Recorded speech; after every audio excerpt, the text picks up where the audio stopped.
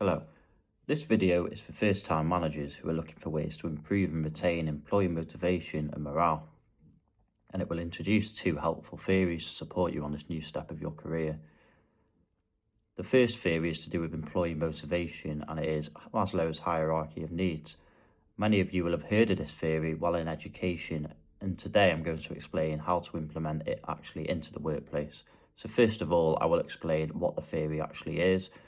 The source used for the information is Maslow's book, Motivation and Personality from 1954. This book features a 5-step pyramid, with the lowest step and the most important being physiological needs or survival needs, and these include basic things being fulfilled like food, water and shelter. When this is fulfilled, the next would be safety needs, requiring physical and emotional security, stability, order and law. Next up is social needs, which involve feeling like part of a group, building social connections and feeling trust.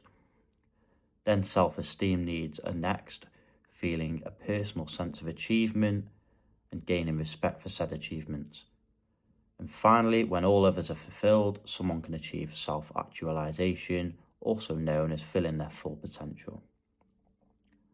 So the best way to implement this theory into the workplace is explained quite well by Ruchi Kulhari, writing for Forbes in 2021.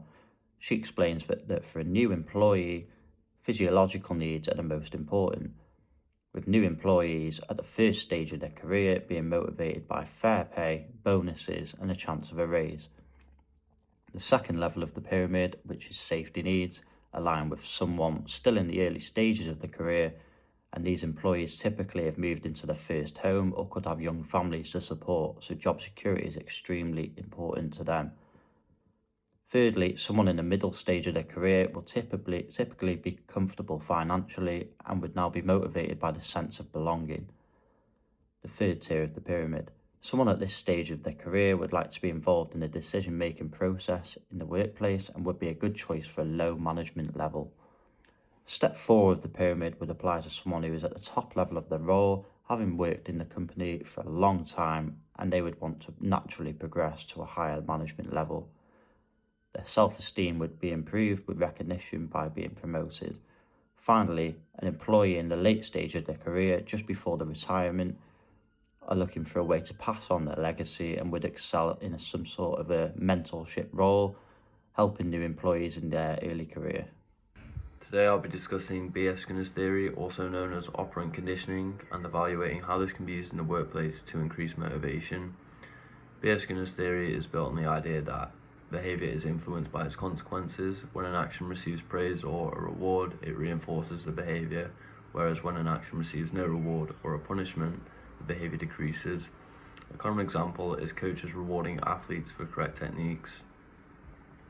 In order to test this theory, Skinner placed a hungry rat into a box with a lever that released food. The rat learned that pressing the lever produced a reward, so the behaviour was reinforced and repeated continuously. It is proposed that this concept can be applied by managers in the workplace to reinforce desirable behaviours from employees with praise and reduce unwanted ones through punishment.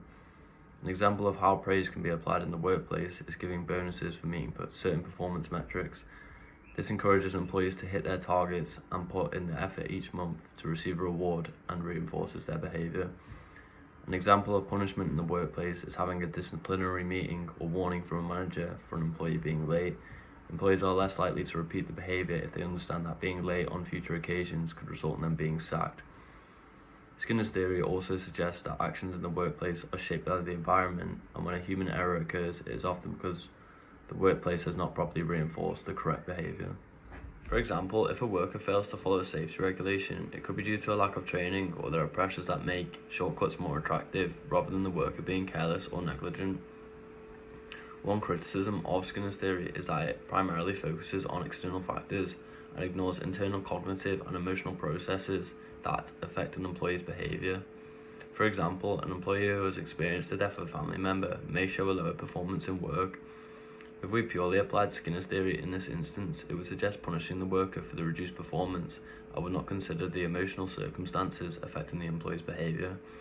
In conclusion, B.F. Skinner's reinforcement theory is an effective method of motivating employees in the workplace.